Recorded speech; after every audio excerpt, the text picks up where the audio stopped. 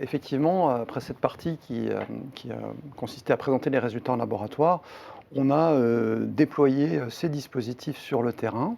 Et donc, on a évalué exactement les mêmes configurations que celles qui ont été évaluées au laboratoire qui viennent d'être présentées, c'est-à-dire d'un côté les masques classiques, hein, les résultats qui vous ont été présentés déjà ce matin, et puis avec deux configurations, le T-ballon et la valve à la demande. Alors, ces points seront représentés avec une couleur orange hein, sur les résultats que je vais vous présenter. Et puis, dans un deuxième temps, les mêmes types de soins, hein, des typologies de soins identiques avec un masque double enveloppe, avec ces deux configurations également, T-ballon et valve à la demande. Et l'ensemble de ces points seront figurés par une couleur verte dans les résultats qui vont suivre.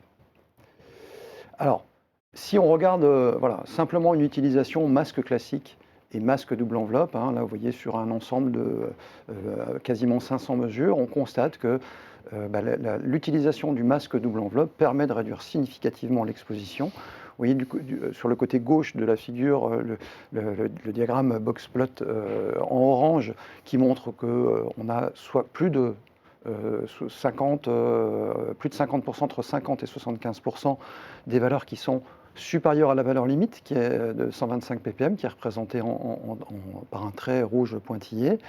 Alors que dans le cas d'un masque double enveloppe seul, on a cette fois-ci plus de 75% des mesures qui sont en dessous de la valeur limite de 125 ppm. On constate malgré tout qu'il y a quelques points qu'on peut considérer comme aberrants, en tout cas n'appartenant pas à la distribution statistique utilisée, qui montrent quelques cas de figure, comme ça a été présenté par Francis Bontou avant, où la pression dans le masque a fait que le captage du méopa n'était pas suffisamment efficace, en tout cas pour prévenir les expositions. Maintenant, quand on associe à ces deux dispositifs la valve à la demande, c'est ce que vous avez sur ce graphique, on constate là aussi qu'on a une amélioration des concentrations et donc de l'exposition en utilisant la valve à la demande, quel que soit le dispositif. Vous voyez sur les deux figures de gauche, vous avez le masque classique, ballon et masque classique avec la valve à la demande. Comme ça a été expliqué, on supprime les pics d'exposition liés à l'application discontinue et donc on réduit l'exposition, même si là on a encore à peu près 30% des valeurs qui sont supérieures à la valeur limite d'exposition, on a quand même réduit significativement la médiane des résultats.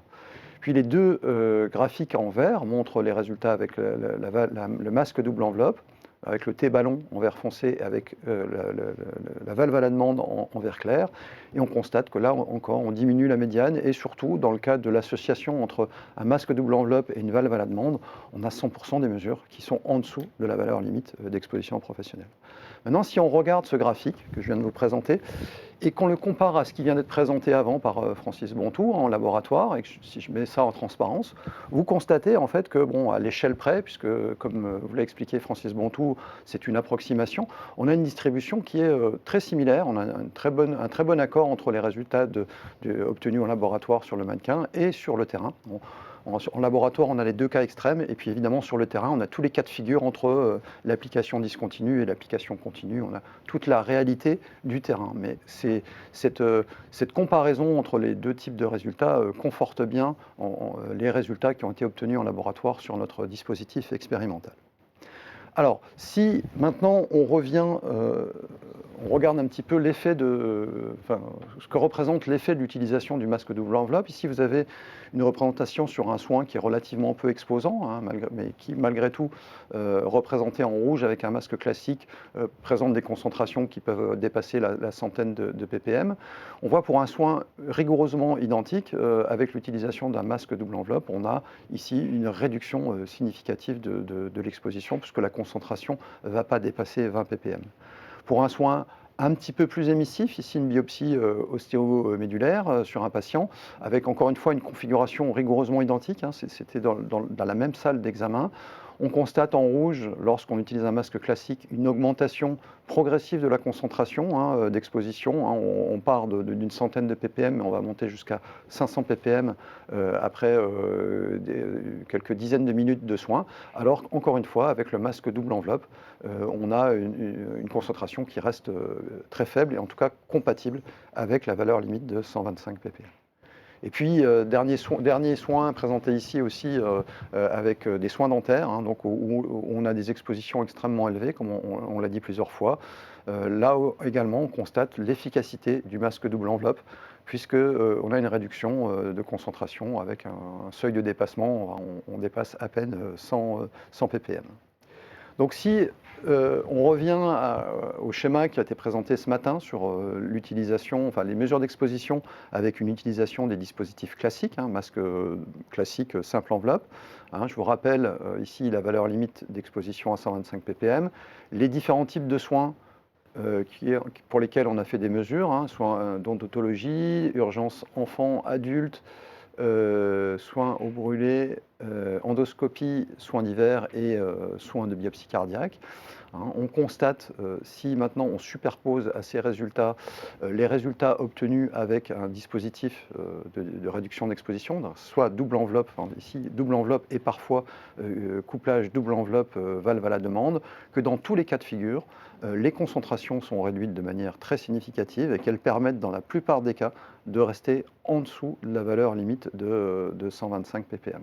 Donc on constate effectivement ici, quel que soit le type de soin, puisque des questions ont été posées ce matin sur l'efficacité, notamment par exemple pour les soins dentaires, hein, on a des expositions qui sont effectivement très élevées, mais on constate que même le basculement du masque sur le nez permet d'obtenir des résultats qui sont satisfaisants dans la quasi-totalité des cas.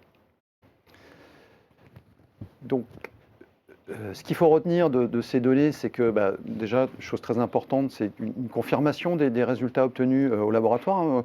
Comme l'a expliqué Francis Bontou, on est dans un cas un peu idéal, hein, où toutes les contraintes du terrain étaient un peu éliminées. Ici, avec des mesures réelles de terrain, hein, quasiment 500 mesures de terrain, on a confirmé que ces résultats de laboratoire, en tout cas, étaient tout à fait concordants. La deuxième conclusion, hein, qu'il faut retenir de ces données, c'est que on a avec l'association masque à double enveloppe et valve à la demande, quand c'est possible, une configuration qui est adaptée à tout type de soins. Et puis surtout que l'utilisation de ces dispositifs permette de respecter la valeur limite d'exposition professionnelle qui est pressentie aujourd'hui et en tout cas qui a été validée par l'ANSES à une valeur de 125 ppm pour une durée de 15 minutes.